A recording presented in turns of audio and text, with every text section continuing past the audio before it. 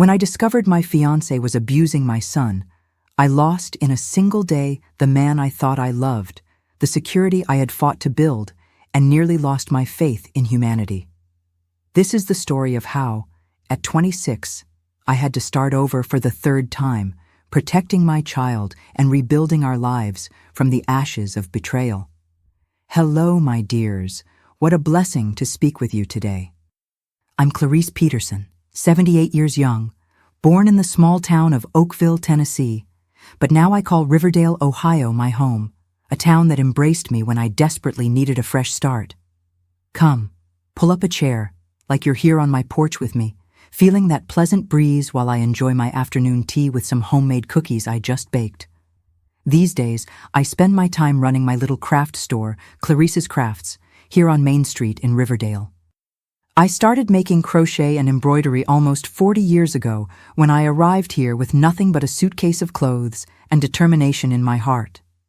I'd always been handy with needlework since I was a girl, and I began by selling crocheted doilies and embroidered dish towels at the Sunday farmers market. One project here, another there, and before I knew it, I had regular customers. From small crochet pieces, I moved on to larger quilts, kitchen sets, and now I have my little shop that's my greatest pride and livelihood. I'm sitting in the back room of my shop today. It's a simple space, but filled with love. I have my rocking chair that's been with me for 30 years, some pillows I embroidered myself, and on the wall, photographs of my granddaughter Isabella, my dear Catherine's daughter. On the side table, there's always a pot of chamomile tea and a plate of cookies. I need to keep my energy up for my customers, you know? And you, my dears watching me now, tell me in the comments, which town are you watching from? And what time of day did you find this video? Early morning with your coffee, after lunch, or in the evening with family gathered around? I always read all the comments and feel so happy knowing where you're from and when you take time out of your day to listen to this. Grandma's stories, let me know, okay? Let's create a chain of kindness. Oh, but before I continue, I'd like to ask a small favor. Please click the like button and subscribe to the channel. It helps this grandma continue sharing her stories with more people. It's just a minute of your time, but it makes all the difference in my heart. You know, my dears, today I'm going to share a story I've kept for a long time. A story of pain, but also of new beginnings. It's not easy to talk about certain subjects, but I believe sharing our experiences can help others who might be going through difficult times. It's about how, in a single day, my life took a complete turn, and how I needed to find strength where I didn't even know I had it to rebuild everything again. About how sometimes the people who should protect us are the ones who hurt us the most. But to understand this story, I need to go back in time, to my childhood in Oakville, when I was just a dreamy girl who couldn't imagine the challenges life had in store for me. I was born in Oakville in 1947, in a simple clapboard house with a tin roof that heated up in summer and chilled in winter. My father, Joseph Peterson, worked in the cotton fields in the region. A stern man of few words, but honest as they come. My mother, Dorothy Mae Peterson, was a skilled seamstress who made dresses for the town girls, especially for weddings and celebrations. It was from her that I learned my first stitches, a skill that years later would become my livelihood. We were 4 siblings, me, the oldest, then came Owen, 2 years younger and always getting into trouble. Irene, who passed away from scarlet fever at just 5 years old, a pain my mother carried until the end of her life, and the youngest, David, who now lives in Cincinnati, and we rarely speak. The distances of life, you know how it is. Our house was on Blossom Street, close to the Baptist church. We had a huge backyard where Mom grew everything: sweet potatoes, pumpkins, corn, along with medicinal herbs that she knew like the back of her hand. Store-bought medicine is only for emergencies, she'd say, while preparing teas for whatever ailment we might have. At the back of the yard was a blackberry bush that was the joy of all the neighborhood children. When it fruited, every kid in the neighborhood would gather around. My childhood was simple, but we never lacked food, thanks to my parents' hard work. We'd wake up with the rooster's crow before the sun even appeared. I helped Mom with household chores while my brothers went to the fields with Dad. Afterward, we'd walk to school, 3 miles on foot, rain or shine. Oakville Elementary was small, with just 4 classrooms, but Miss Eleanor taught us with such care that I still remember the poems we memorized. On Sunday afternoons, after church, the entertainment was the town square. The boys played ball, the girls played Ring Around the Rosie, and the adults set chairs on the sidewalk to chat. The square's bandstand had a small band that played every other week, and it was quite the celebration. I loved to dance, even if it was just with the other girls, spinning until I got dizzy. My father watched from a distance, serious, but with a gleam in his eye that betrayed his pride. I grew up like this, between studies, household chores, and the embroidery Mom taught me. By 12, I was doing cross-stitch and crochet beautifully. The neighbors would order doilies and tray cloths, and I was so proud to help with the household budget. Dad spoke little, but on those days, he'd come home with a piece of candy or a bit of molasses taffy for me, his silent way of saying he was proud. But not everything was rosy. Our life was too simple, and that weighed on us. I remember one day when I needed a new notebook for school, but there was no money. I cried in secret, but the next day, Mom appeared with a notebook she had earned by sewing late into the night for the pharmacist's wife. "Education is the only inheritance we can guarantee for you," she would say, with those tired but determined eyes. It was during this time that I noticed the first changes at home. Dad started coming home later, sometimes smelling of whiskey. Mom kept quiet, but I saw the tears she tried to hide while finishing her sewing by lamplight. Owen, my brother, started talking back to Dad, and arguments were frequent.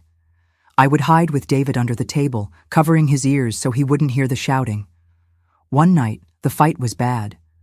Dad came home late, and Mom asked where he'd been. He didn't like the question, and, well, it was the first time I saw my mother with a bruised face. The next morning, she was in the kitchen as if nothing had happened, but her black eye told another story. "I hit the corner of the cabinet," was the explanation she gave to the neighbors, but everyone knew the truth. Back then, these things stayed behind closed doors. Nobody meddled in husband and wife disputes. It was in this environment that I entered adolescence, torn between the fear of what was happening at home and dreams of a better life. I remember that at 13, in 1960, I received my first radio as a gift from Uncle Albert, my mother's brother who lived in Nashville and always appeared with presents when he visited. That little black radio was my window to the world. I listened to music, news, and dreamed of knowing different places, far from that reality that was becoming more difficult each day. At night, lying on my pallet in the room I shared with Irene before she passed, I would imagine what my life would be like when I grew up. I wanted to be a teacher, have a pretty house with flowers in the window and children running in the yard. I dreamed of a gentle husband who would treat me with kindness, different from what I saw between my parents. These dreams gave me strength to endure the difficult days, when food was scarce, or when the atmosphere at home became too heavy. At 15, I started selling my crochet pieces at the Sunday market. I would get up before dawn, arrange everything in a wicker basket, and go with Mom to the square. We would spread a cloth on the ground and display our work. The money wasn't much, but it helped with household expenses, especially after Dad lost his job in the fields because of drinking. Those were difficult times, but they taught me the value of work and perseverance. It was at this market that at 17 I met William, a young man from Millsville who came to sell cheese in Oakville. Tall, with black hair and deep brown eyes, he always stopped at our cloth to chat. At first, I was shy, but gradually I got used to his presence and anxiously awaited each Sunday. He would tell me about the farm where he worked, about the dairy cows and the cheese-making process, and I listened to everything fascinated, as if it were the most interesting story in the world. Mom noticed my interest in the cheese guy and always found a way to step away a bit, going to talk with other vendors, giving us a few minutes alone. "He seems like a good young man," she commented once on the way home. And he really was. William was hardworking, respectful, and had big dreams. He wanted to have his own farm one day. But our story had barely begun when, at 18, I faced the greatest loss of my life until then. My mother fell ill with a heart problem and passed away within weeks. The world fell apart. Dad, who was already surrendered to drink, got even worse. It fell to me, the eldest daughter, to take over the house and care for my brothers. Owen, who was already 20, soon left home, saying he couldn't stand living under the same roof as Dad anymore. David, at just 12, came to depend entirely on me. During this period, William was my safe harbor. He came to visit us whenever he could, brought cheese and sometimes a bit of meat, and helped me maintain hope for better days. He asked me to be his girlfriend 6 months after Mom's death, and even with all the sadness in my heart, I accepted. I needed that ray of light in the darkness my life had become. It was during this time that I began to dream of a life away from there, with William. He talked about taking me to Millsville, said that there we could start a new life, away from painful memories and the heavy atmosphere our home had become, with Dad increasingly lost in drink. David could come with us, of course, and continue his studies in the new town. At 19 in 1966, I became pregnant. It wasn't planned, but it happened. When I told William, I expected to see fear or hesitation in his eyes, but what I saw was genuine joy. "We'll get married," he said, without blinking. Dad, who barely cared about what happened at home anymore, just shrugged when I told him the news. The only thing he said was, "At least a man is going to take responsibility." In December of that year, Michael was born, my firstborn. A strong baby, with his father's eyes, and, as we would discover later, a difficult temperament that we didn't know where it came from. William was ecstatic with his son, and for a few months, it seemed that we would finally find some peace. But life had other plans. When Michael was just 5 months old, William suffered an accident on the farm where he worked. A bull attacked him, and even though he was quickly helped, he didn't survive his injuries. Suddenly, I found myself a widow at 20, with a small baby, a teenage brother to raise, and a father who was more like a ghost around the house. That was the second major blow in my life. I lost my footing again. How would I go on? How would I raise my son without his father? How would I handle everything alone? There were nights and nights of silent crying, so as not to wake the baby sleeping beside me.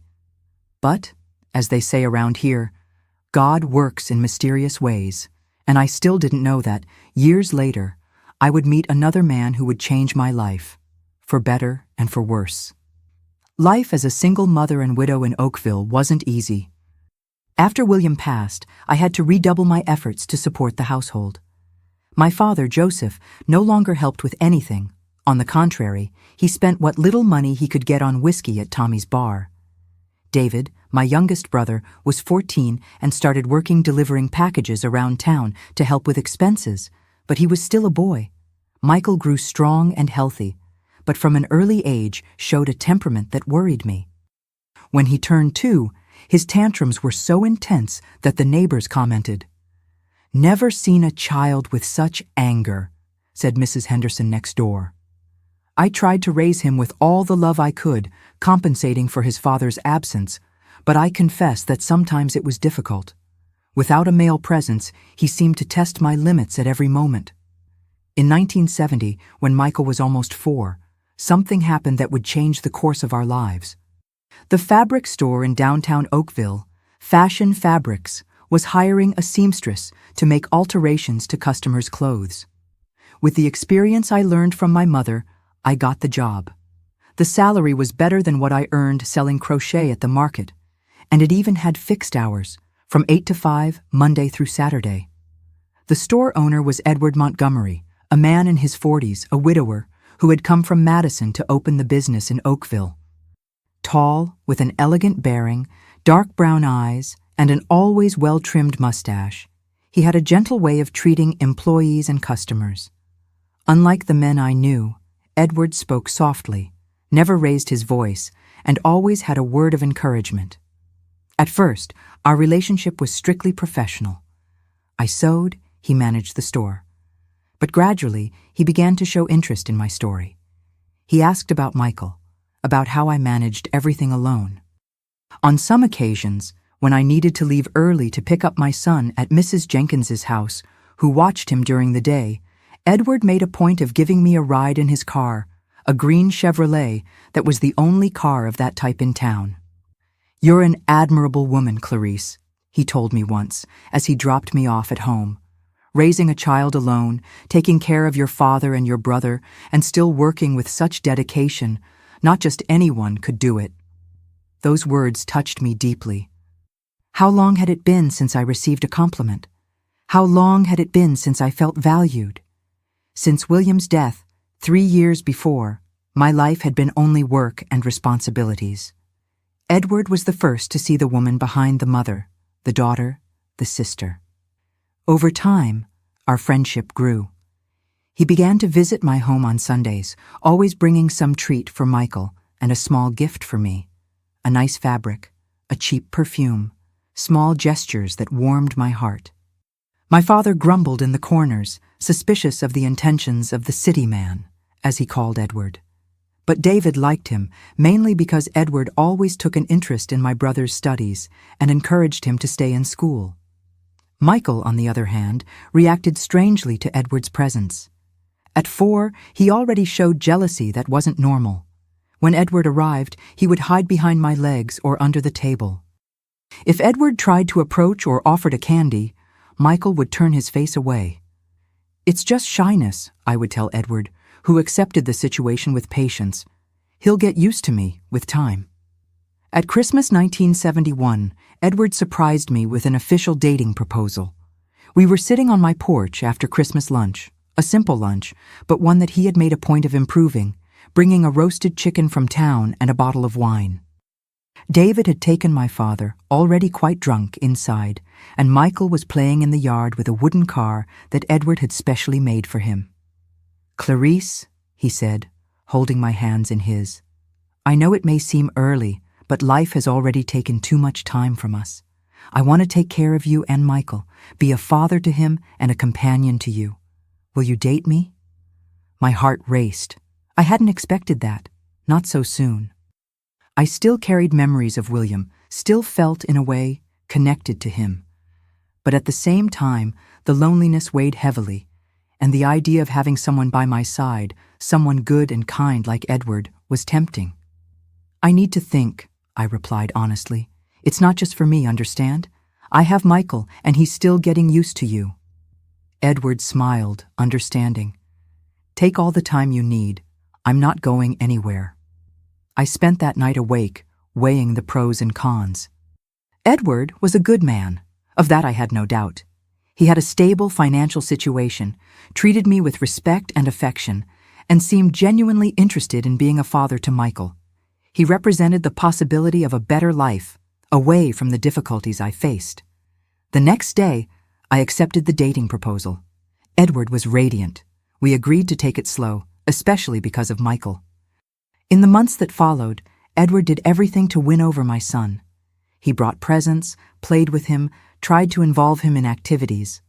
Sometimes it seemed to work.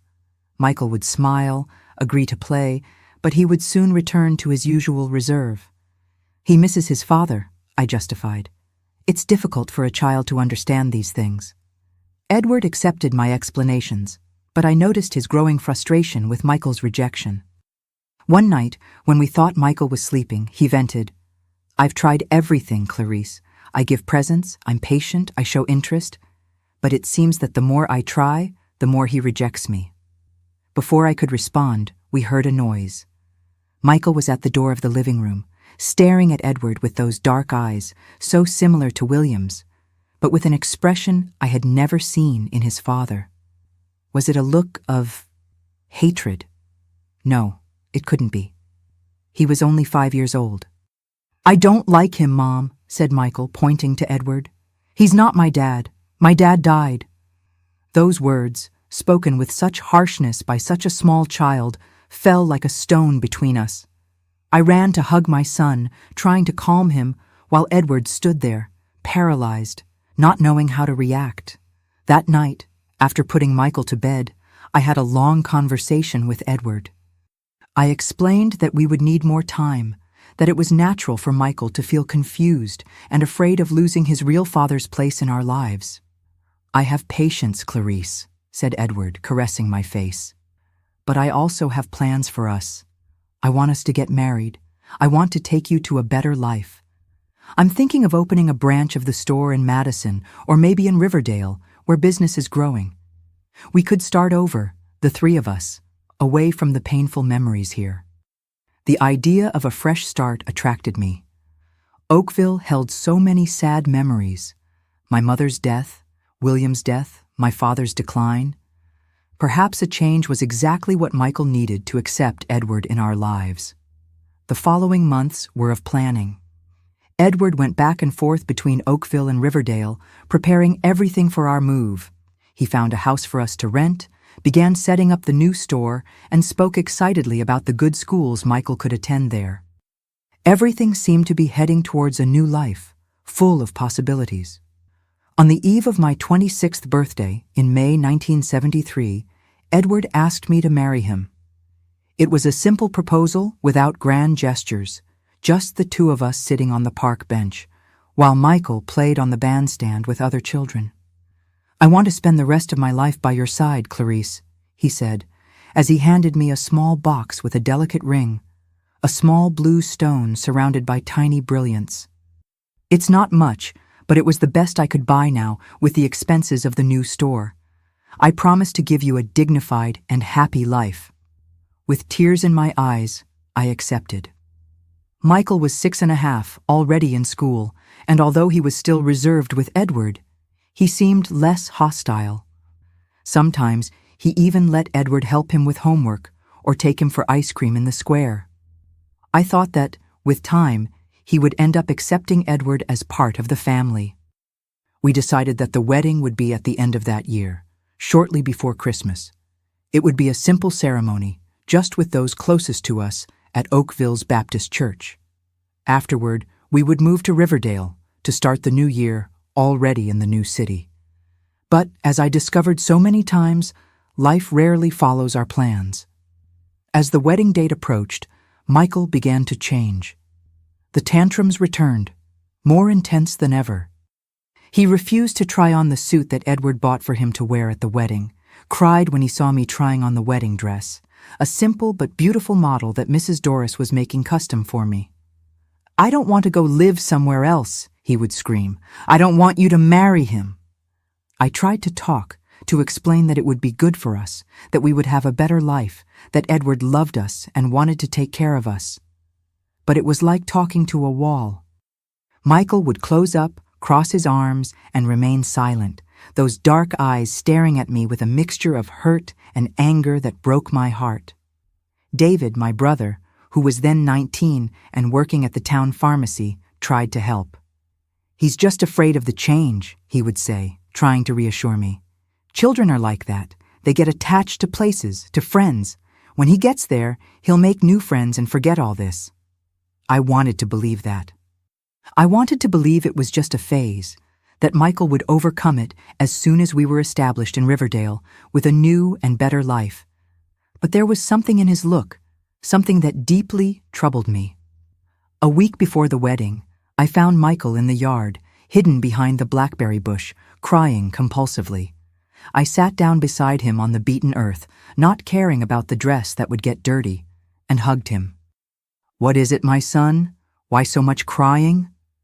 Between sobs, he said, "If you marry him, you'll forget my real dad. And if you forget him, I'll forget too, because I was very small. I don't want to forget my dad." My heart tightened. So that was it then. All that time, that resistance, was fear of losing his father's memory.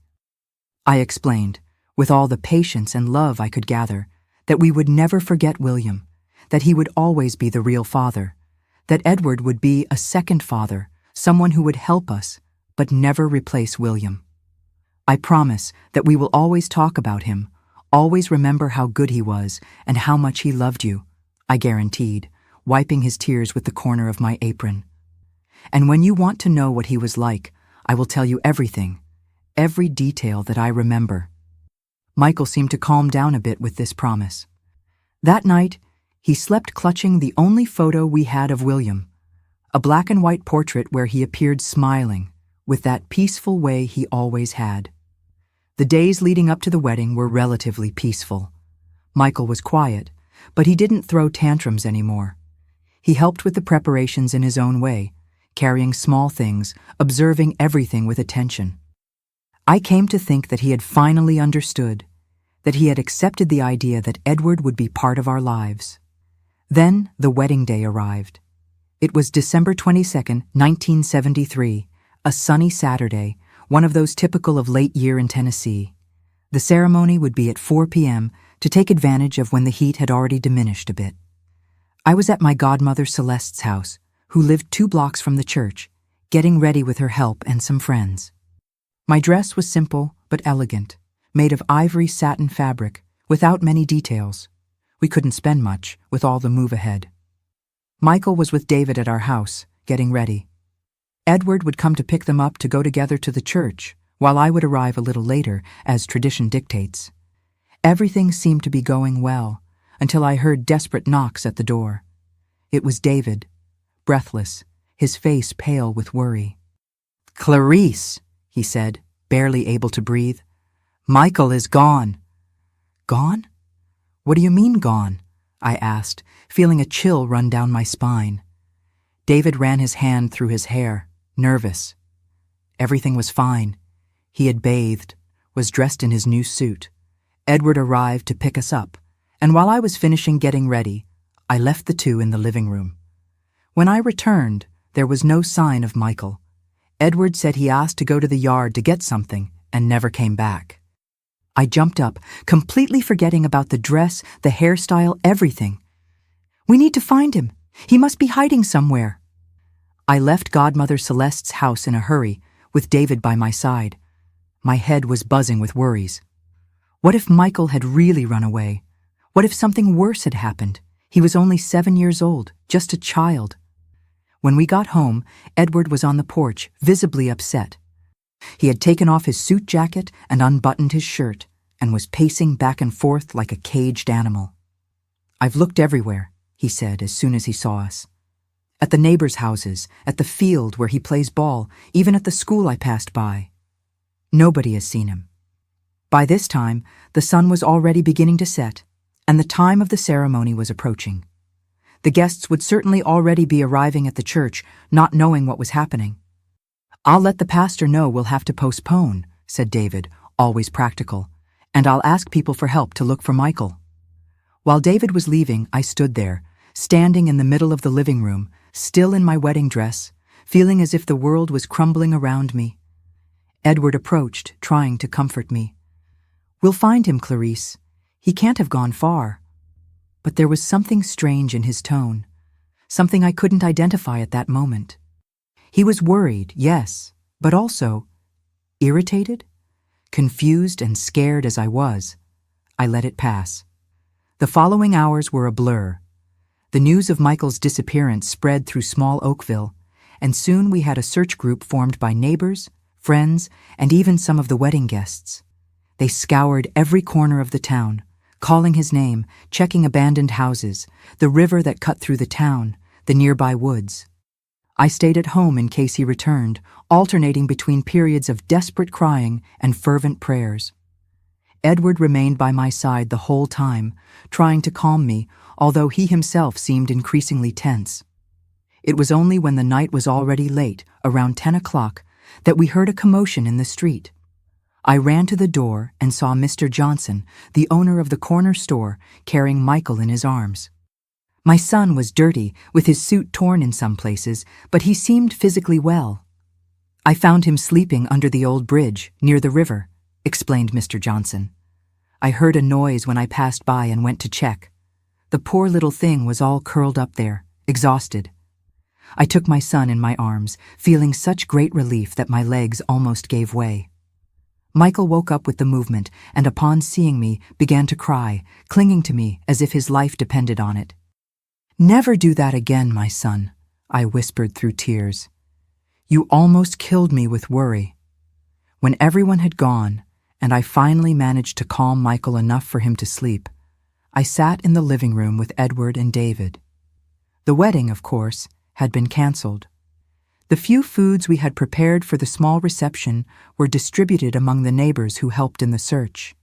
"Why would he do this?" asked Edward, his voice laden with frustration. "Run away like this on the day of our wedding? After everything I've done for you?" Something in the way he spoke bothered me. "He's just a scared child, Edward. He's afraid of losing what he knows, of losing his father's memories."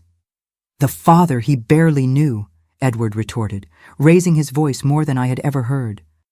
"I've been trying to be a father to him for almost 3 years, giving everything I can, and he repays me like this?" "I think we'd better talk tomorrow," intervened David, noticing that the situation was becoming tense. "We're all tired and stressed. Things will look better in the daylight." Edward took a deep breath, regaining his composure. "You're right, David. I'm sorry, Clarice. It's just that I had so many plans for today, for us." That night, I slept beside Michael, holding his hand, thanking God for bringing him back safe and sound. But a restlessness grew inside me. The next day, when I tried to talk to him about what happened, Michael completely closed up. "I didn't want the wedding," was all I could get out of him, between his teeth. We rescheduled the wedding for the end of January, deciding that it would be even simpler, just at the courthouse, without a party. The date of our move to Riverdale was also postponed, since the store wasn't completely ready yet. In the weeks that followed, I noticed a change in Edward. The patience he had always shown with Michael seemed to be running out. He spoke to him more harshly, no longer brought small gifts, and sometimes, when he thought I wasn't looking, he cast glances laden with, could it be resentment? Michael, in turn, became more introverted each day. He no longer played with the other children as before, spent hours alone in the yard, and I began to receive complaints from the school about his aggressive behavior with classmates. One afternoon, upon returning from the store, I found Michael huddled in a corner of the room, crying softly. When I asked what had happened, he simply shook his head, refusing to speak. It took a lot of insistence for him to finally say something. "He hates me, Mom," he murmured between sobs. "And he said he's going to send me to a boarding school when you get married." I was shocked. "Who said that? Edward?" Michael nodded, wiping his tears with his shirt sleeve. "He would never do that, my son. You must have misunderstood." But a seed of doubt had already been planted. That same night, when Edward came to visit us, I waited for Michael to go to sleep to confront him. "Did you tell my son that you're going to send him to a boarding school after we get married?" Edward seemed genuinely surprised. "Of course not. Where did he get that from?" "That's what he told me today. He was crying, Edward, terrified." He sighed deeply. "Clarice, you know Michael. He makes things up, distorts what he hears. Maybe I mentioned that in Riverdale there are good schools, some even with boarding for those who live far away, but I never ever said I would send him to one." I wanted to believe him. I wanted to believe that Michael had indeed misunderstood, or maybe even made it up in a desperate attempt to prevent the wedding. But a small voice inside me began to question if I really knew Edward as well as I thought. The days leading up to the new wedding date were tense. Edward spent more time in Riverdale, taking care of the new store, and when he was in Oakville, the atmosphere between him and Michael was heavy, laden with silences and hostile looks. A week before the scheduled date, Edward came with news that caught me completely by surprise. "I've been thinking," he said, as we had dinner, just the two of us, as Michael had refused to sit at the table with us. "Maybe it's better for you and Michael to move to Riverdale right after the wedding, while I stay here a bit longer, until I resolve everything with the Oakville store." "What do you mean?" I asked, confused. "I thought we would all go together, as a family." "And we will, eventually. But the house in Riverdale is already ready, and the school there is much better for Michael. You could start organizing our life there while I finish things here." The proposal seemed strange to me. This wasn't the original plan. Besides, how would I adapt alone in an unknown city with a son who was clearly disturbed by the whole situation? "I don't know, Edward. I'd prefer if we all went together." Michael is already scared about the move, and without you there to help us at the beginning—" He interrupted, a flash of irritation crossing his face. "It's always Michael, isn't it? Everything revolves around what he wants, what he feels. What about us, Clarice? When are we going to think about us?" Those words hurt me deeply. "He's my son, Edward. He's only 7 years old. Of course I need to consider what's best for him. And what's best for him is to have a father who can give him everything he needs," Edward retorted. "Good school, comfortable house, a future. That's what I'm trying to provide, but it seems that neither you nor he appreciate my efforts." The discussion ended in a stalemate, with Edward leaving irritated and me staying behind, with more doubts than ever about whether we were taking the right path. In the days that followed, Edward seemed to regret his outburst. He went back to being the gentle and attentive man I knew, bringing gifts for me and Michael, speaking animatedly about our future in Riverdale. He agreed that we would all go together after the wedding, as originally planned. I wanted to believe that everything would be fine, that it was just the stress of the preparations causing those small fissures. But deep down, I knew something had changed between us. The eve of the wedding arrived, January 25th, 1974.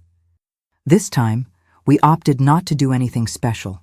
No wedding dress, no church. Just a simple ceremony at the courthouse, followed by a lunch with the closest family.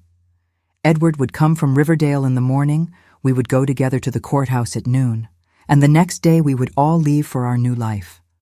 In the morning, I prepared Michael carefully, talking to him once more about how things would be from then on, promising that we would always be together, that Riverdale would be a new beginning for all of us.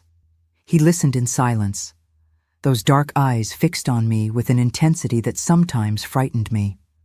When I finished, he simply nodded and went to the yard, where he sat under the blackberry bush, his favorite spot.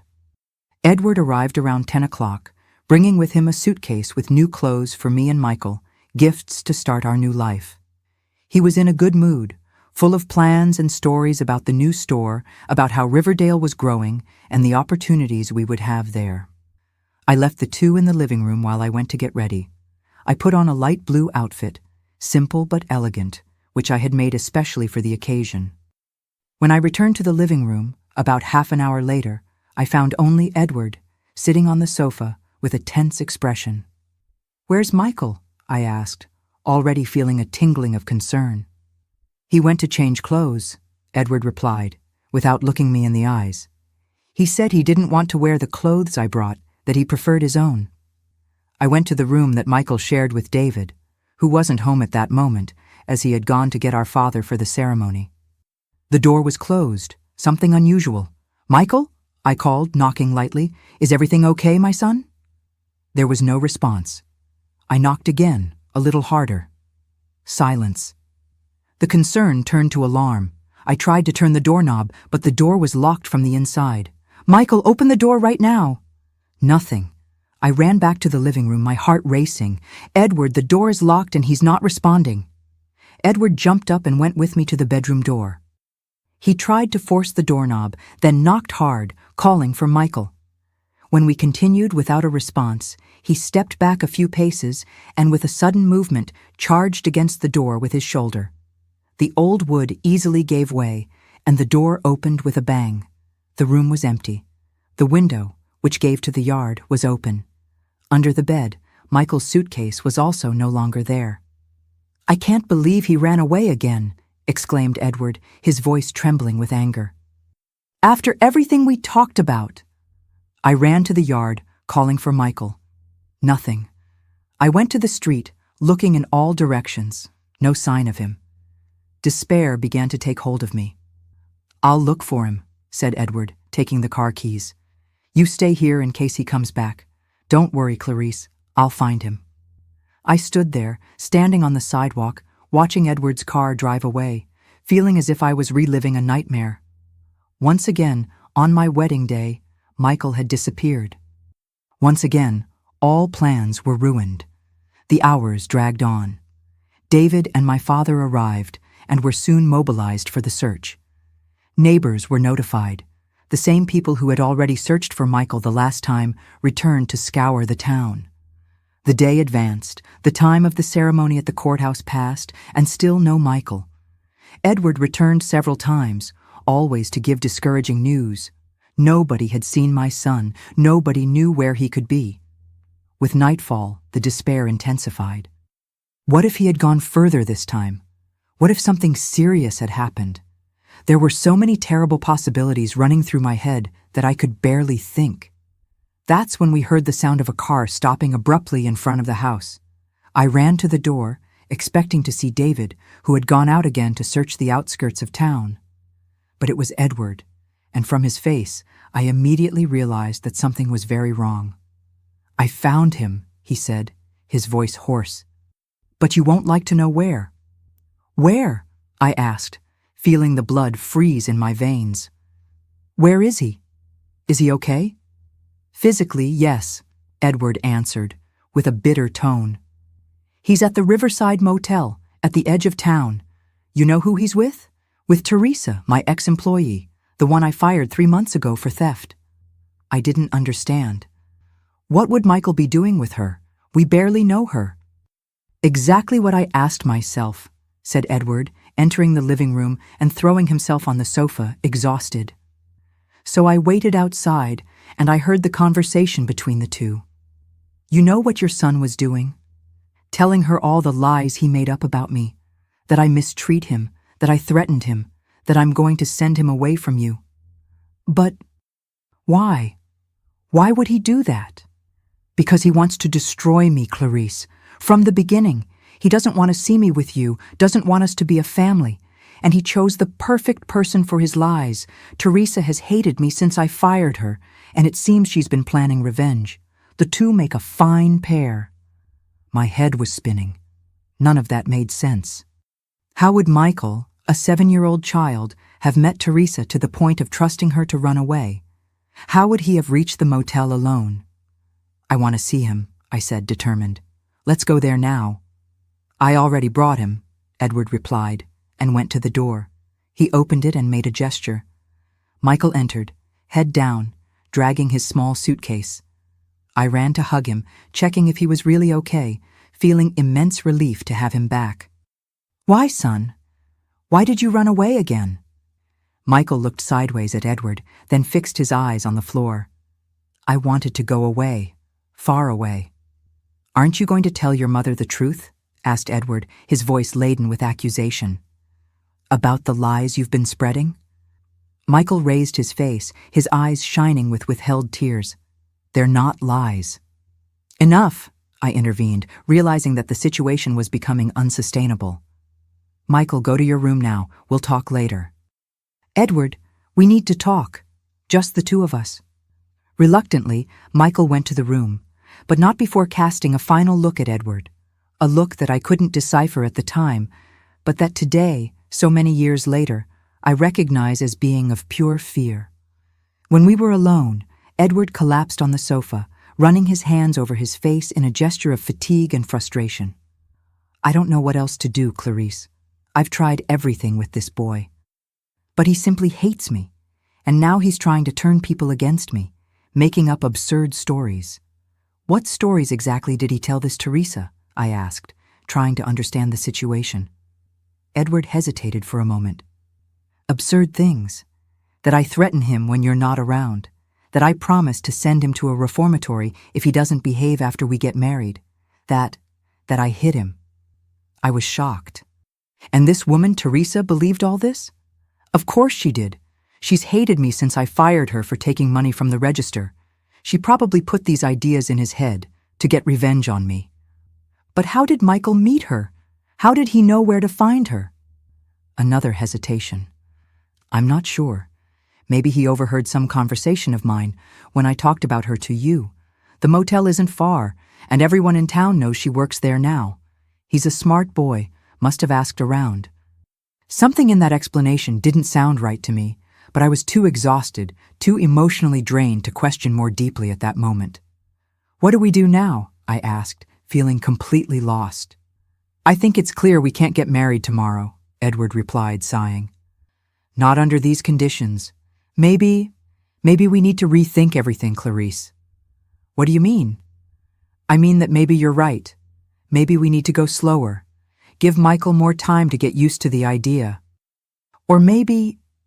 He hesitated again. Maybe we should consider the possibility that this isn't going to work. Those words fell like stones on my heart. After all the planning, all the promises, Edward was considering giving up on us? You don't want to marry me anymore? I asked, my voice trembling. It's not that, he hastened to say, taking my hands in his. I love you, Clarice, and I want to build a life with you. But maybe we need to rethink how to do this. Maybe we need to give Michael more time to get used to the idea. Or maybe it's better for me to go to Riverdale alone first, establish everything there, and then you join me when Michael is more prepared. That night, we didn't reach a definitive conclusion. Edward returned to his house, and I was left alone with my thoughts and concerns.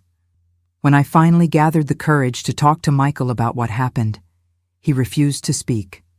He sat there on the bed, hugging the pillow, his eyes fixed on the wall, as if he were in another world. The next morning, Edward returned. He seemed calmer, more decided. We sat in the living room while Michael was in the yard, under David's supervision. I've been thinking all night, said Edward, and I think I found a solution. I'll go to Riverdale next week, as planned. I'll prepare everything for our arrival, the house, the store, everything. In a month, when everything is ready, you and Michael come. This will give you time to talk to him, prepare him better for the move. And when you arrive there, everything will already be in order. It will be easier for him to adapt. The idea seemed sensible. A transition period could be good for everyone.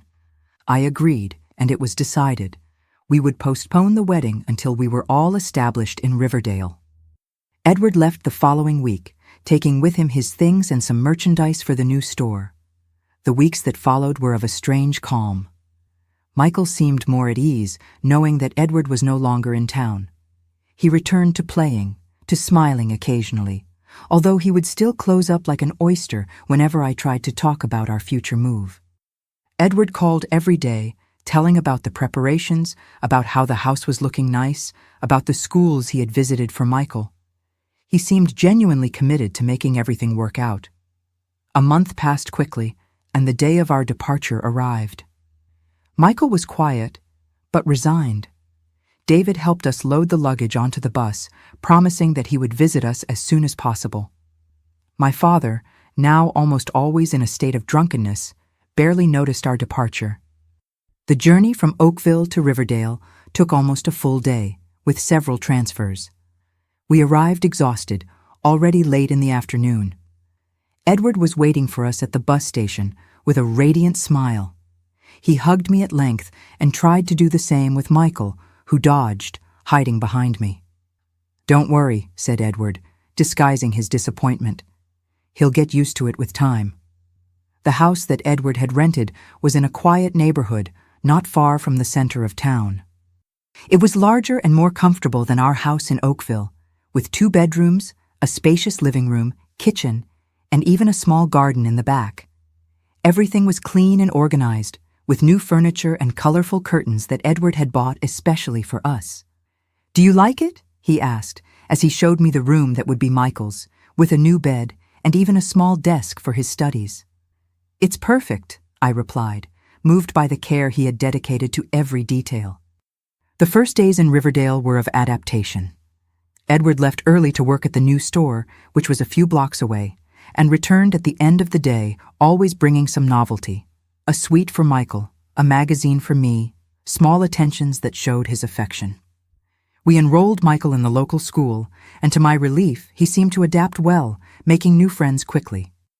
At night, after Michael went to sleep, Edward and I would talk about the future, about the wedding date, about how things finally seemed to be falling into place. We decided that we would get married in 2 months, time enough for Michael to completely settle into the new life. The weeks went by, and a routine began to form. In the morning, Edward would leave for the store, Michael would go to school, and I would take care of the house.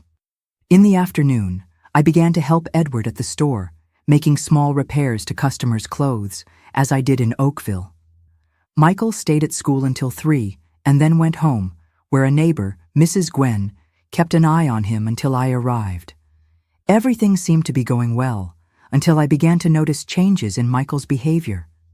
He became quiet again, isolated.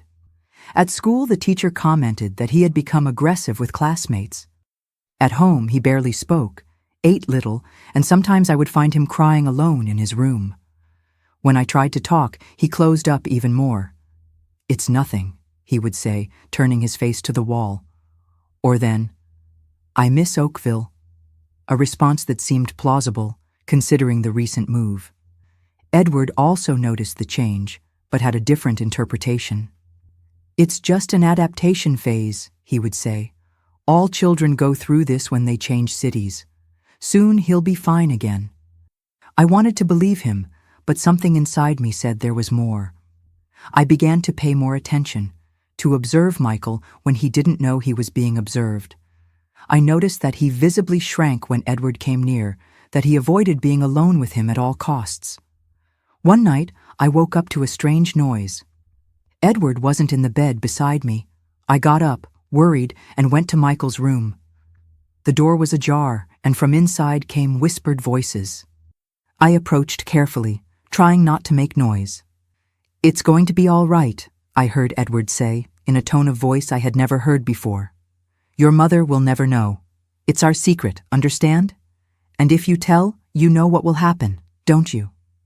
I couldn't hear Michael's response, but Edward's tone was unequivocally threatening. My heart raced, a feeling of nausea invaded me. What was happening there? Before I could react, I heard Edward's footsteps approaching the door. I ran back to the bedroom, lay down in bed, and pretended to sleep. Minutes later, Edward returned, lying down beside me as if nothing had happened. I didn't sleep anymore that night.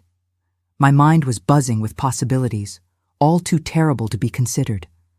I wanted to believe that I had misunderstood, that there was an innocent explanation for that conversation. But the pieces were beginning to fit together. Michael's fear, his refusal to be near Edward, his increasingly withdrawn behavior. The next day, after Edward left for the store, I decided not to take Michael to school. We needed to talk, seriously. "Son," I began, sitting beside him on the sofa. "You know you can tell me anything, don't you? Anything at all." He nodded without looking me in the eyes. "Is there something happening that's making you sad or scared?" Silence. "Michael, look at me. Is it about Edward? Has he done something that scared you?" His eyes filled with tears, and at that moment I knew that my worst fears were real. With a sob, he threw himself into my arms, crying convulsively. Between sobs, the words began to come out, fragmented, terrible. Since our arrival in Riverdale, Edward had begun to enter his room at night when he thought I was sleeping. At first it was just to talk, he said. Then the touches began. He began to tell Michael that he needed to learn to be a man, and that if he told me anything, we would both be sent back to Oakville, where we would starve without his help. Each word was like a stab in my heart. How had I not noticed? How had I not protected my son? The horror and guilt consumed me, but I knew I needed to be strong, for Michael. "This will never happen again," I promised, hugging him tightly. "We're leaving here today." "To where?" he asked through tears. I had no answer for that. We couldn't go back to Oakville. The house had already been handed over, and the life we had there no longer existed. We had no money, we had nowhere to go. But I knew with absolute certainty that we could not spend even one more night under the same roof as Edward. "I don't know yet," I replied, with a confidence that was far from what I felt. "But we'll find a way. Trust me." I spent the rest of the day in a state of absolute alert. I gathered our most essential things in 2 small suitcases, clothes, documents, the little money I had saved. I left everything ready near the back door. I didn't know where we would go, but I knew we needed to leave before Edward returned at the end of the day. It was then that I remembered Lucy, one of the store's customers who had become a kind of friend in the last few weeks. She was a widow who lived alone in a large house not far from there. Maybe, just maybe, she could give us shelter for a night or two, until I decided what to do. With Michael by my side, I went to Lucy's house. When she opened the door and saw our tense faces, our suitcases, she immediately understood that something was very wrong. "Come in, my dear," she said, making room. "What happened?" Through tears, I told her an edited version of the truth, that Edward was not the man I thought, that we had to get out of here as quickly as possible. I didn't go into details about what he had done to Michael. It was a freshly opened wound, too painful to be exposed. Lucy didn't ask questions. With a wisdom that only comes with age, she understood what was not said. "Stay here as long as you need," she offered. "I have a guest room that is rarely used. You'll be safe here." Her generosity moved me deeply. That night, Michael slept in the guest room, exhausted after the emotional turmoil of the day. I stayed awake, talking with Lucy in the kitchen, trying to elaborate a plan. "I have a sister in Springfield," said Lucy, after hearing my concerns about having nowhere to go. "She owns a small boarding house, always needing help. If you want, I can talk to her. I'm sure she would give you a room in exchange for work at the boarding house." It was as if a huge weight had been lifted from my shoulders. A possibility, a way out. "That would be wonderful," I replied, with a voice choked with emotion. The next day, Edward appeared at Lucy's house, furious. Someone in the neighborhood had seen us arriving there with suitcases, and he didn't take long to discover where we were. Lucy, that frail but determined lady, confronted him at the door.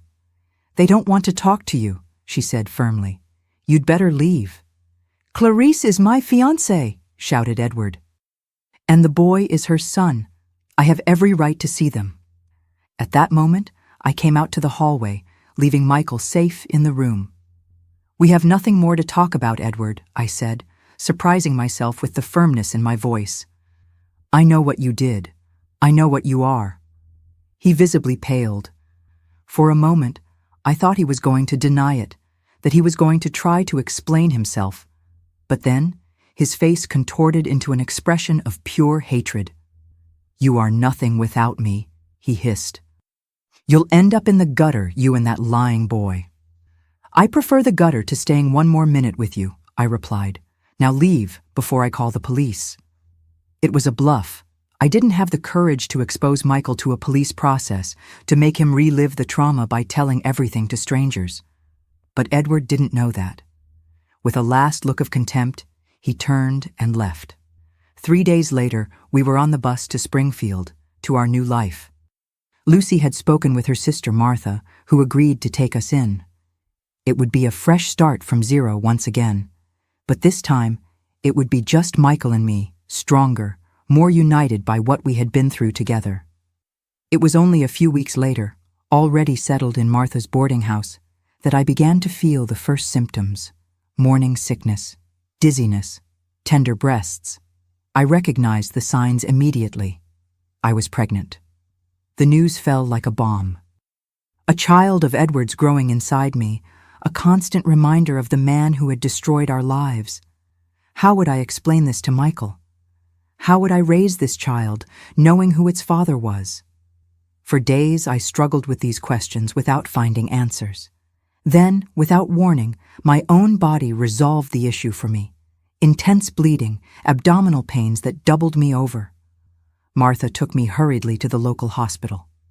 "Spontaneous miscarriage," diagnosed the doctor after the exams. "It happens more frequently than one might imagine, especially in situations of great stress." As I recovered in the hospital bed, a strange sensation invaded me.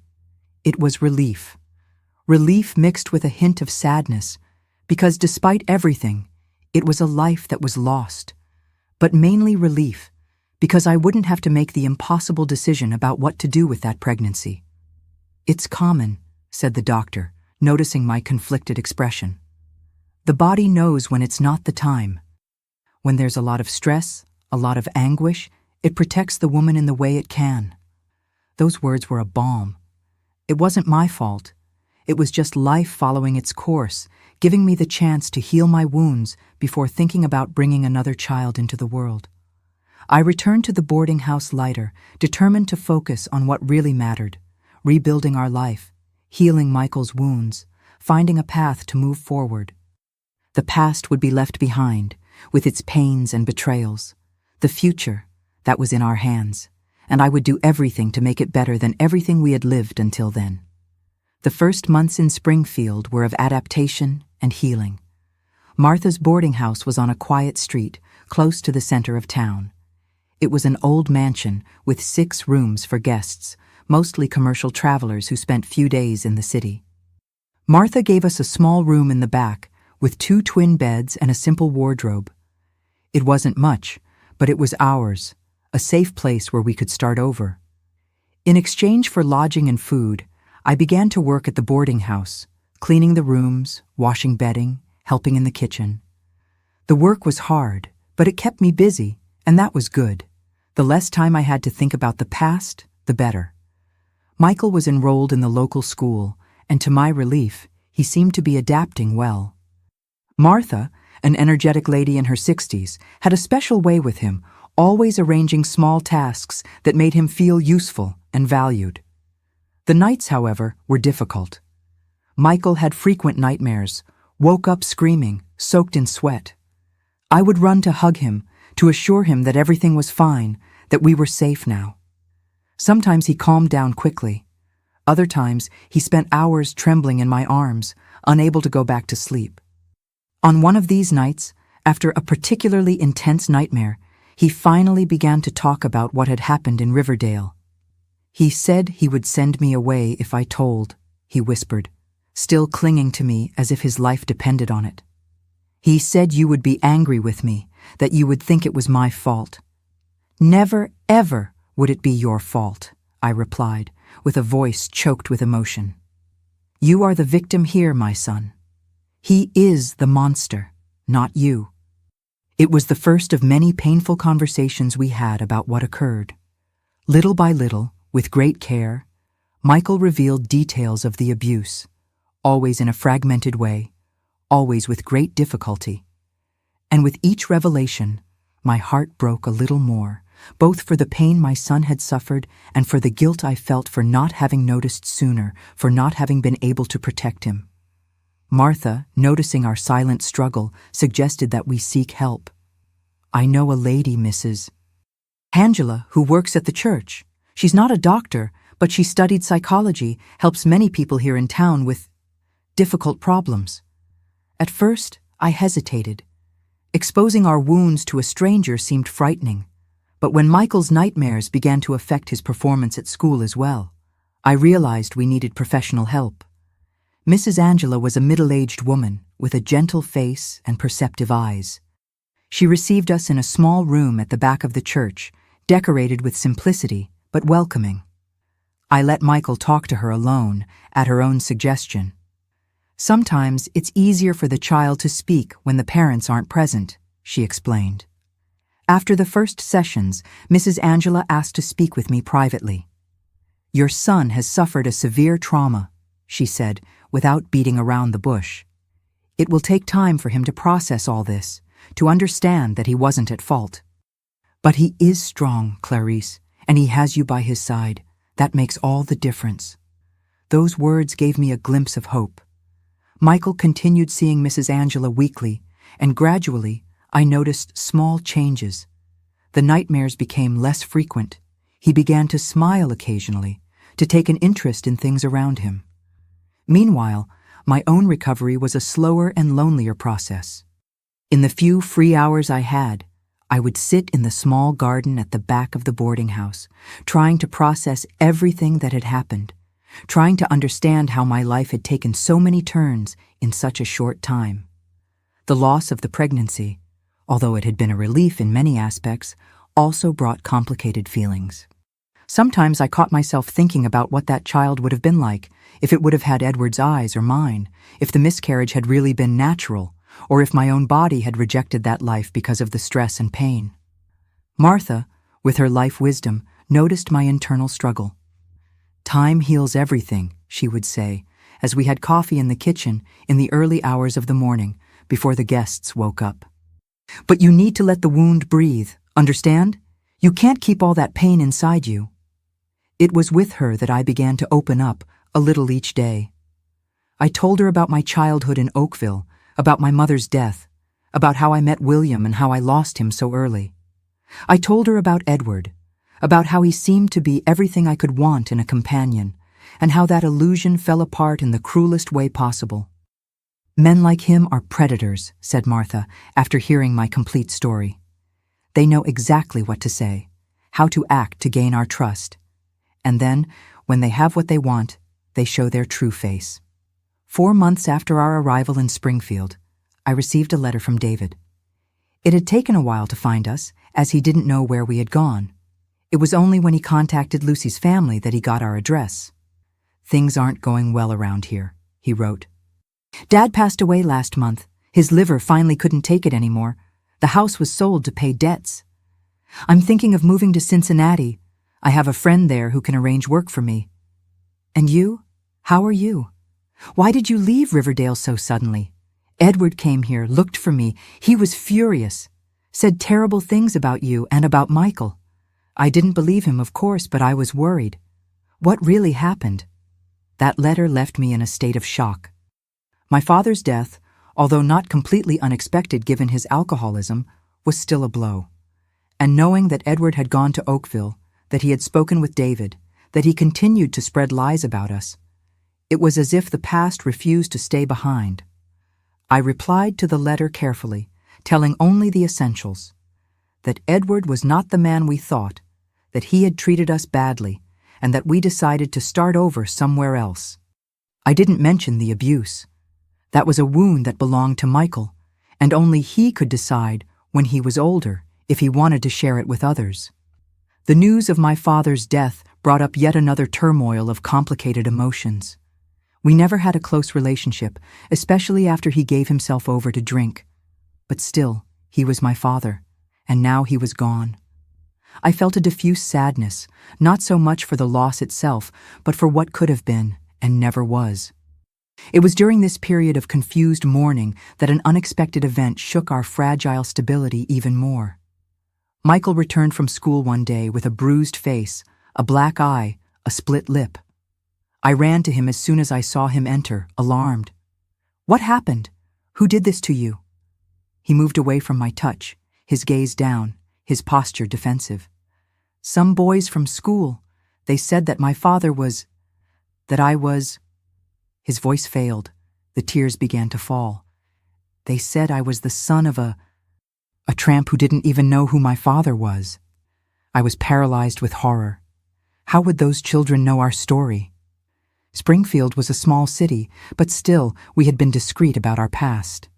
"Who said that, Michael? Where did they get that idea?" Between sobs, he told me, a new teacher had arrived at the school, coming from Riverdale, and he brought with him stories, malicious gossip about the woman who ran away with her son after robbing her fiancé. "Edward," I murmured, feeling the blood freeze. Even hundreds of miles away, that man continued to pursue us, to poison our lives. That same afternoon, I went to the school to speak with the principal. I explained the situation, not mentioning the abuse, but making it clear that we had left Riverdale to escape a dangerous situation, and that the gossip was hurting my son. The principal, an understanding man, promised to speak with the teacher and take measures regarding the bullying. But the damage was already done. Michael refused to return to school in the following days. He stayed in the room, curled up in bed, saying he was sick. When I insisted, he exploded. "I don't want to go back there, ever! They keep looking at me, whispering. They know what he did to me." "No, son, they don't know," I tried to calm him. "Nobody knows except us and Mrs. Angela. They're just malicious gossip, invented by Edward to hurt us." But Michael wasn't convinced. His fear that everyone knew, that everyone judged him, was greater than any rational argument I could offer. It was the lowest point of our new life in Springfield. Michael refused to leave the room. I divided myself between work at the boarding house and constant worry about him. Martha, always solicitous, brought food to him, tried to cheer him up with stories and small gifts, but nothing seemed to help. On a particularly difficult night, after Michael finally fell asleep exhausted from so much crying, I sat on the small porch at the back of the boarding house, looking at the starry sky, feeling completely lost. How could we overcome this? How could I protect my son from the evil that Edward continued to do, even at a distance? It was then that Martha joined me, sitting in the chair beside me, offering me a cup of chamomile tea. "You need to leave," she said, after a few minutes of shared silence. I looked at her, surprised. "What?" "Springfield is too small," she explained with a sigh. "Gossip spreads quickly here. Even if you manage to convince people that Edward is lying, the seed of doubt has already been planted. You need a bigger place, where you can really start over, where nobody knows you." The idea of another move, another restart, seemed overwhelming. We were just beginning to establish ourselves here. But deep down, I knew that Martha was right. Springfield had become a toxic place for Michael, a place where he felt exposed, vulnerable. "Where would we go?" I asked, more to myself than to her. "I have a cousin in Riverdale," replied Martha. "Irene. She has a clothing store there, always needing a good seamstress. And the city is big enough for you to lose yourselves in the crowd, understand? Nobody needs to know where you came from, what you've been through." Riverdale. The name of the city where everything had gone wrong now emerged as a possible salvation. The irony didn't escape me. "But what about Edward?" I asked, alarmed. "He might still be there." Martha shook her head. "Irene wrote to me a few weeks ago. His store closed, he returned to Madison. Apparently he got into trouble with some creditors, had to leave in a hurry." The news should have brought me relief, but all I felt was a deep fatigue. Once again, we would have to gather our few belongings and set out for the unknown. Once again, we would have to adapt, rebuild, restart. "I'll think about it," I told Martha, finishing my tea.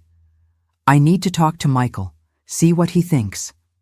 The conversation with Michael was easier than I expected. When I mentioned the possibility of us moving to Riverdale, his eyes lit up for the first time in days. "To where he isn't anymore?" he asked. To confirm. "Yes, he's gone. We would go to a different neighborhood, a different school.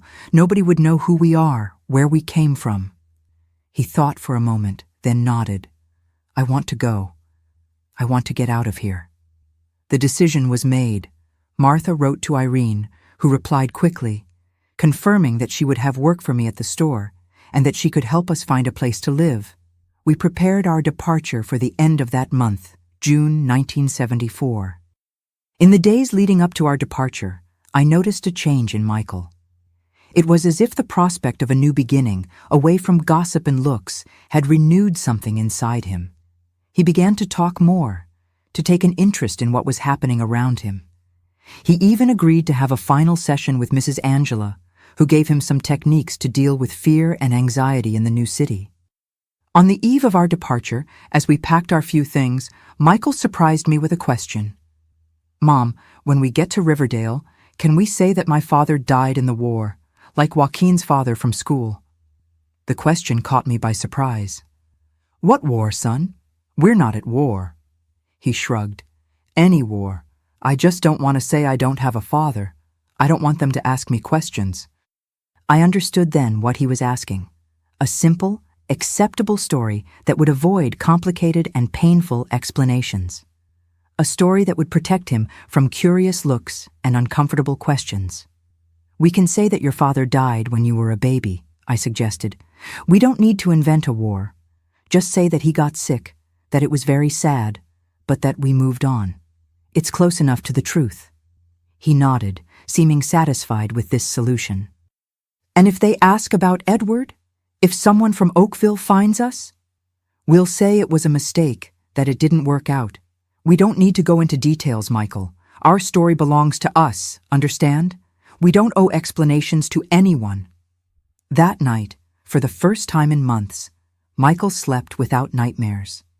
And when I woke up the next morning, I found him already dressed, sitting on the edge of the bed, the small suitcase closed beside him. "I'm ready," he said, with a determination that moved me. He was just an 8-year-old boy, but he had already faced more pain and trauma than many adults face in their entire lives. We said goodbye to Martha with tears in our eyes and promises to keep in touch. She had been more than just a hostess for us. She had been a friend, a counselor, an anchor in turbulent times. "You're going to be fine," she said, hugging us one last time before we boarded the bus. "You're stronger than you think." I wanted to believe her. I wanted to believe that this time, finally, we would find the peace and stability we so desired. That in Riverdale, we could really leave the past behind and build a better future. The bus departed, taking us to yet another fresh start, another chance.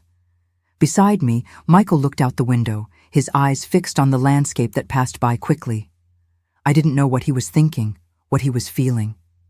But when he took my hand and squeezed it slightly, I knew that, regardless of what the future held, we would face it together.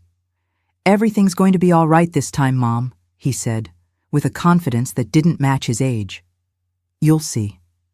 And at that moment, with the morning sun illuminating my son's face, allowing me to see a glimpse of the man he would one day become, I allowed myself to believe that yes, everything would be all right. That the wounds would heal, that the nightmares would end, that we would find our place in the world. That life, despite everything it had taken from us, still had much to offer. We arrived in Riverdale on a warm afternoon in June 1974. The city had once been the stage of so much suffering for us, but now, with Edward gone, it would be the setting for our recovery. Irene, Martha's cousin, was waiting for us at the bus station, a robust woman with gray hair and an easy smile who hugged us as if we were relatives she hadn't seen in a long time. "Martha told me you've been through difficult times," she said as she took us to her house, "but that's all behind you now. Here, you can truly start over." Irene lived alone in a simple but comfortable 2-story house with the clothing store Women's Elegance on the ground floor. For the first few days, we stayed with her until we found our own place. I started working at the store immediately, applying the sewing skills I learned from my mother and had perfected over the past few years. During the first months, our priority was stability. Michael needed a safe routine, away from any reminder of what he had experienced. We found a small apartment to rent, and he was enrolled in a school different from where he had studied before. We followed the plan we had elaborated. For all intents and purposes, we were new to the city. Michael was William's son, who had passed away when he was a baby. Irene became much more than an employer. She was a mentor, a friend, sometimes almost a mother to me. At night, after the store closed, we shared stories of our lives. It was through her that I met Mrs. Nancy, a lady who taught crafts in a small studio in the center of town. "You have talent with your hands, Clarice," Irene said one day. "You shouldn't limit yourself to clothing alterations. Why don't you learn something new?" At first, I hesitated. I had so many concerns, so many responsibilities. But Irene insisted, offering to look after Michael on Saturday afternoons while I attended the classes. That's how, at 27, I discovered a new passion: crochet and embroidery crafts. Mrs. Nancy was a patient teacher, and under her guidance I began to create increasingly elaborate pieces: doilies, decorative dish towels, small rugs. Soon, some of Irene's store customers began to take an interest in my work. "You should sell your pieces at the Sunday market," suggested Irene. "There are lots of tourists who come for the fishing festival and look for souvenirs to take home." The idea both frightened and excited me. It would be venturing into unknown territory, but also a chance to have my own income, to build something that was completely mine. On a Sunday morning in October 1974, I set up my first small stand at the downtown market. I had only 10 pieces to sell: 5 embroidered dish towels and 5 small crochet doilies. To my surprise, I sold everything before noon. People praised the finishing, the delicacy of the stitches, the original designs. "Do you take custom orders?" asked an elegant lady after buying 2 doilies. I'm looking for something special for my daughter's trousseau. It was my first big order, a complete table set with tablecloth, napkins, and runners, all in white linen with cross-stitch embroidery. I worked on that trousseau for almost a month, and when I delivered it, the customer was so satisfied that she referred me to several friends. Meanwhile, Michael was also beginning to flourish at the new school. The teacher, Mrs. Carman, was especially attentive to him, noticing his withdrawn nature. With patience and affection, she encouraged him to participate in activities, to make friends. Gradually, my son emerged from the shell he had hidden in since the abuse. One day, coming home from school, he surprised me with a genuine smile, something I hadn't seen in so long that I had almost forgotten what it was like. "I was chosen for the baseball team," he told me, proud. "The coach said I'm good at bat." That small moment of joy was like a beacon at the end of a long, dark tunnel. Yes, there was hope. Yes, we could overcome what had happened. In 1975, about a year after our arrival in Riverdale, Irene made me a proposal that would change our lives. "I'm thinking of expanding the store," she said. "I want to open a space for crafts in the back, and I thought of you to manage this part. It would be a partnership. You contribute the work, and I provide the space and initial materials. What do you think?" The proposal was both generous and frightening. It would be a big commitment, an enormous responsibility, but also an opportunity to grow, to build something lasting. "I need to think," I replied honestly. "Talk to Michael." That night, I explained the situation to my son, now 9 years old, trying to be as clear as possible about what it would mean. More work for me, perhaps less time together at the beginning, but also more financial stability, the possibility of a better future. "You should accept, Mom," he said, surprising me with his maturity. "You're happy when you make those crochet things." The simple and direct observation touched me deeply. It was true. Crafting had become more than a job for me. It was a form of expression, almost a therapy.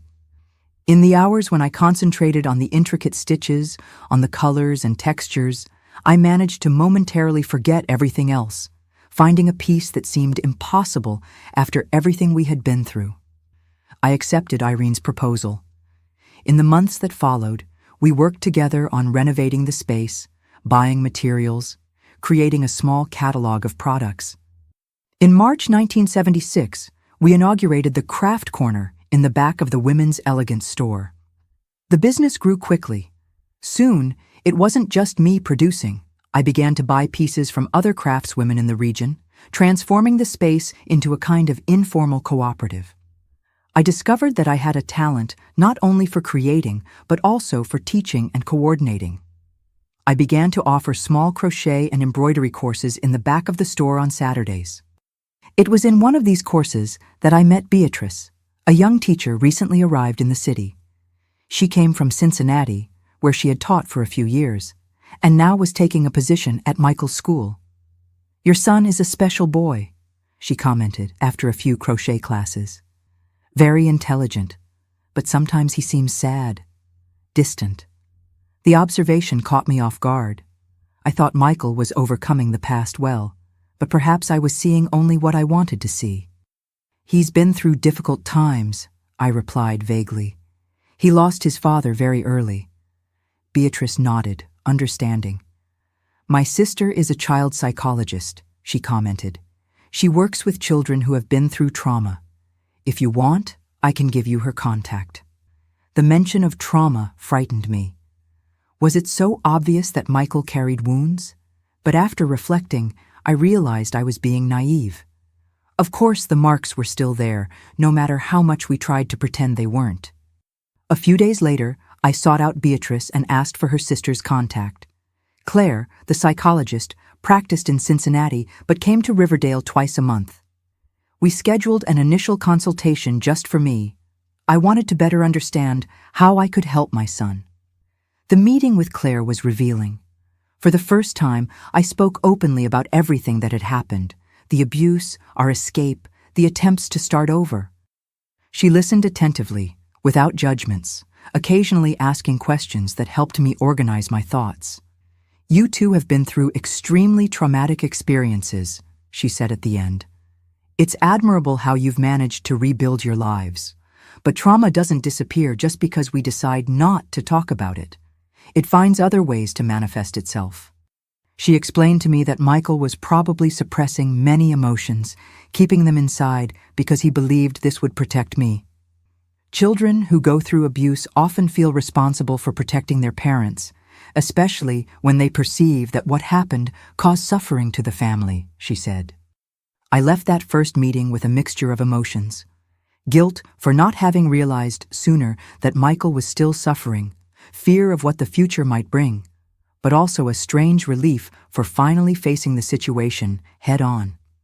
In the weeks that followed, I took Michael to meet Claire. Initially, he resisted the idea of therapy. "I'm not crazy, Mom," he protested. But Claire had a special way with children. Instead of traditional sessions, she proposed meetings where they played, drew, talked about seemingly trivial subjects. Gradually, Michael opened up. The sessions with Claire became a regular part of our lives. Every 2 weeks, we would take the bus to Cincinnati, spend the morning there, and then take advantage of the day to do a little sightseeing, transforming the day into a kind of adventure. These visits to Cincinnati had an unexpected benefit. They brought me closer to my brother David, who had moved there after our father's death. He was working at a pharmacy in the center of town and had married a local girl.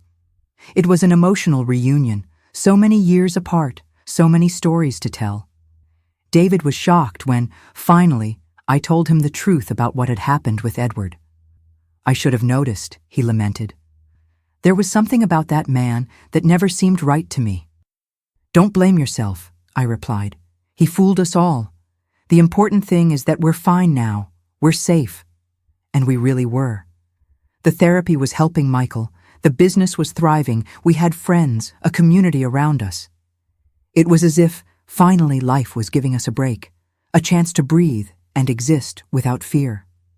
In 1978, 4 years after our arrival in Riverdale, I made an important decision. It was time to have my own space. With the savings I had managed to accumulate and a small loan from the bank, I rented a small shop in the center of town, not far from the main square. Clarice's Crafts opened its doors in May of that year. It was a small space, but welcoming, where I sold my creations and those of other local craftswomen. Irene, far from feeling betrayed, was my biggest supporter. "You deserve to fly with your own wings," she said. The day of the inauguration was one of the happiest of my life. Michael, now 12 years old, helped arrange the shelves, put on the prices, decorate the windows. David and his wife came from Cincinnati, especially for the occasion. Friends, loyal customers, everyone showed up to celebrate. At night, after everyone had left, I stayed alone in the store for a moment, looking around, hardly believing that all this was mine. The fruit of my work, my perseverance. I remembered the girl from Oakville, who dreamed of being a teacher, who had so little and who had lost so much. If someone had told me at that time that one day I would have my own business, I probably would have laughed in disbelief. Life is like that, full of surprises. Sometimes it takes us on paths we would never have imagined, some too painful, others unexpectedly beautiful. The important thing is not to give up, to keep walking, one step at a time. That night, locking the door of my store for the first time, I felt something I hadn't felt in a long time. Pride. Not just for what I had achieved materially, but for the woman I had become. Strong, resilient, able to protect my son and rebuild our lives from the ashes. It was a feeling of power, not the power that hurts or controls, but the power that comes from within, that is born of overcoming, of the certainty that, whatever happens, we will find a way. It was the power of knowing that, despite everything, we were not victims, but survivors. And then, with that certainty in my heart, I returned home to the small apartment where Michael was waiting for me, to the place that, finally, we could call home. Today, at 78, I look back and barely recognize the frightened young woman who fled Springfield with a traumatized son and just a suitcase of clothes. Life has a way of transforming us so gradually that we only notice the change when we stop to contemplate the path traveled. My little shop, Clarice's Crafts, is still here on Main Street in Riverdale, though now it occupies a larger space than the original. Over time, we expanded not only the size, but also the products. In addition to crochet and embroidery, we began to offer other types of crafts: ceramics, fabric painting, decorative pieces. It became a meeting point for craftswomen in the region, a space where local talents can showcase their work.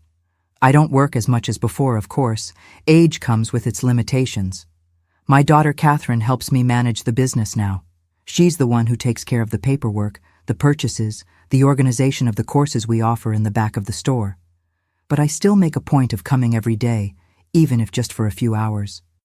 I sit in my rocking chair, the same one that has been with me for 30 years, and work on some special piece, usually custom orders from old customers who insist that they'll only accept the work if it's made by Miss Clarice.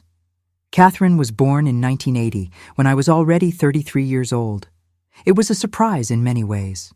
After everything I'd been through, I didn't expect to become romantically involved with anyone, much less start a new family. But life has its own plans. I met August in 1979 when he came to the store to order a gift for his mother. He was a quiet man, soft-spoken, a few years older than me. A widower without children, he worked as an accountant at a local company. We started talking by chance during his visits to the store, and gradually a friendship formed. It was Michael, surprisingly, who encouraged me to accept when August invited me for coffee.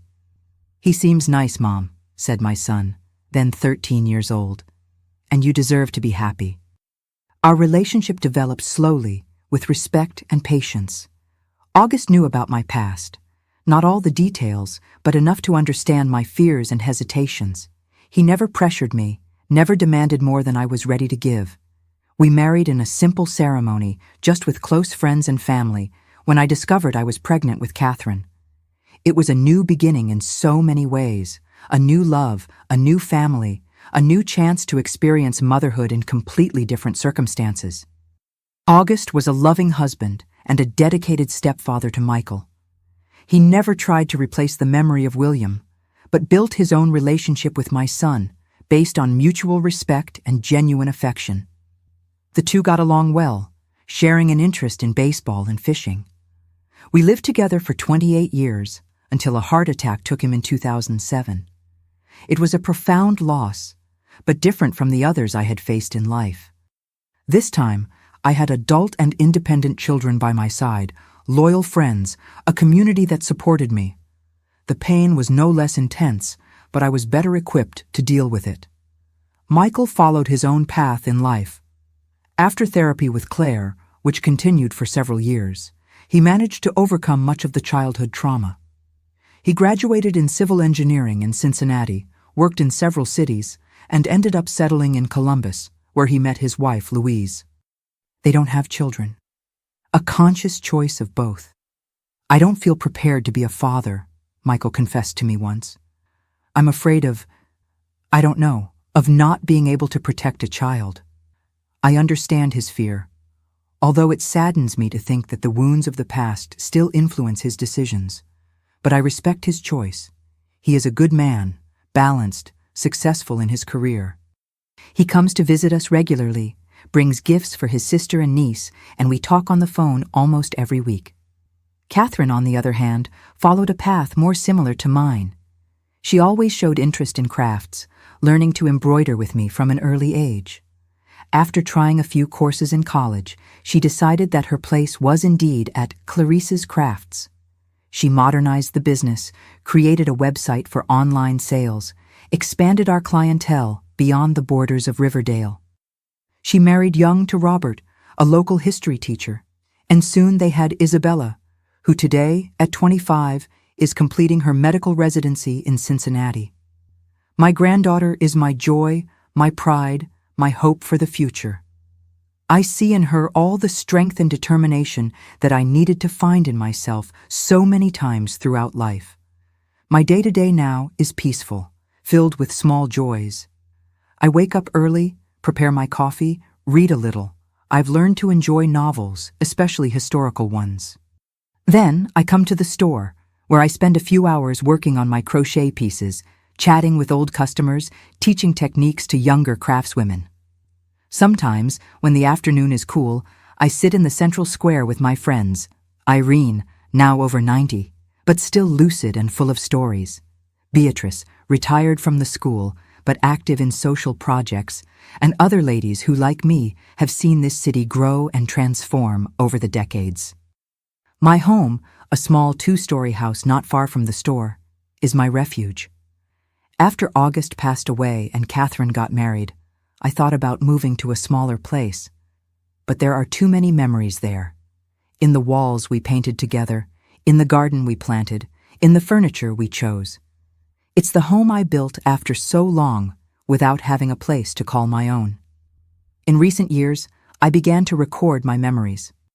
Not to publish or share widely, but to leave a record for Isabella, so she knows her family history, her roots. I write a little each day, remembering not only the difficult moments, but also the joys, the achievements, the small victories that made me who I am today. I don't hold grudges from the past.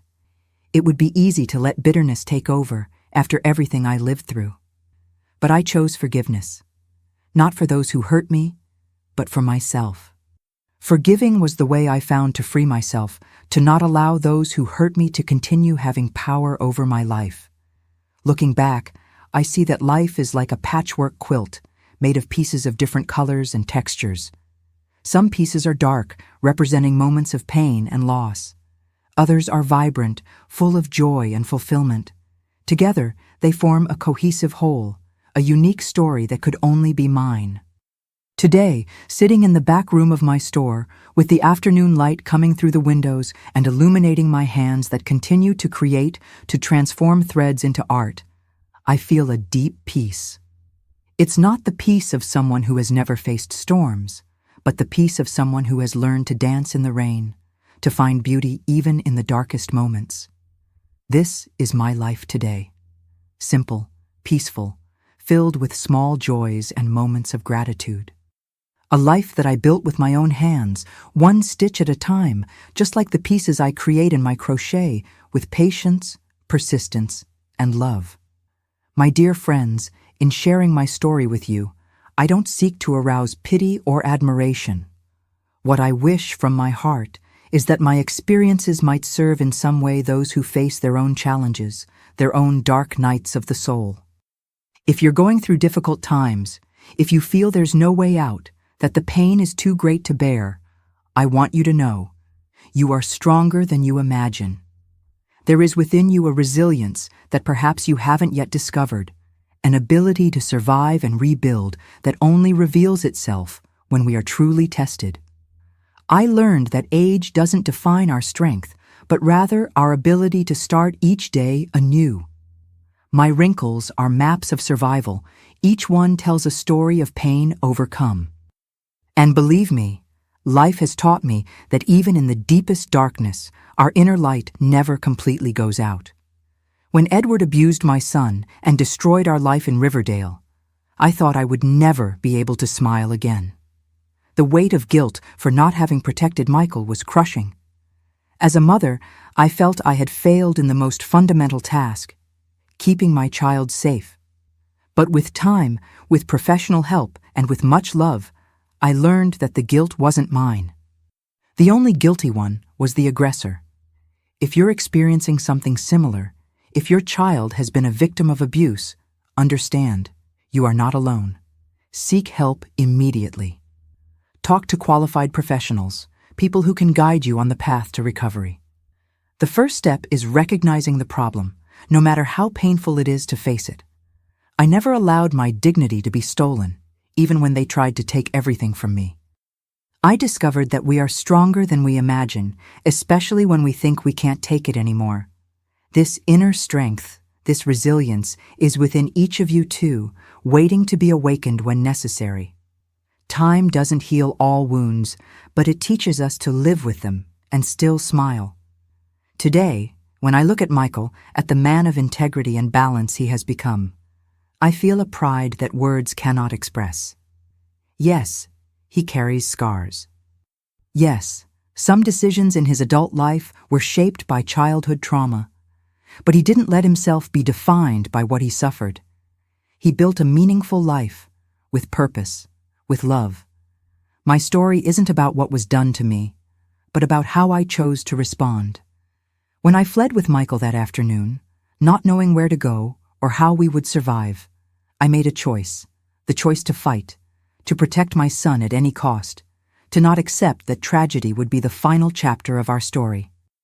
I learned that true strength isn't in never falling, but in getting up every time. Each time we started over, in Springfield, then in Riverdale again, was an act of courage, of resistance, of hope in the future. And each restart became a little easier than the previous one, because we were learning to trust in our ability to move forward. Abuse leaves invisible scars, but recovery shows that we can flourish even after the storm. This healing journey isn't linear. There are good days and bad days, moments of progress and moments of setback. The important thing is to keep walking, one step at a time, without demanding perfection from yourself. I discovered that my voice, even trembling, has power when I decide to use it. For many years, I kept our story as a shameful secret. Today, I understand that talking about what we lived through not only liberates us, but can help other people who are at the beginning of their own recovery journey. Age has given me the wisdom to understand that it's never too late to start over.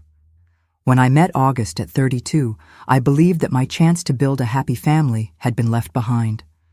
But life surprised me, gave me a new opportunity to experience love, to raise my daughter Catherine in a healthy environment, to witness the growth of my granddaughter Isabella. My experience has taught me that our story doesn't end with the painful chapters. There's always a new page to be written, a possibility of redemption, of joy, of fulfillment. Even in the most adverse circumstances, we can find reasons to move forward, to believe that tomorrow can be better than today. I learned that surviving is a form of resistance, and living well is the best revenge. Each genuine smile, each moment of peace, each achievement, small or large, is a victory against those who tried to destroy us. There is no greater triumph than building a full and meaningful life after having known rock bottom.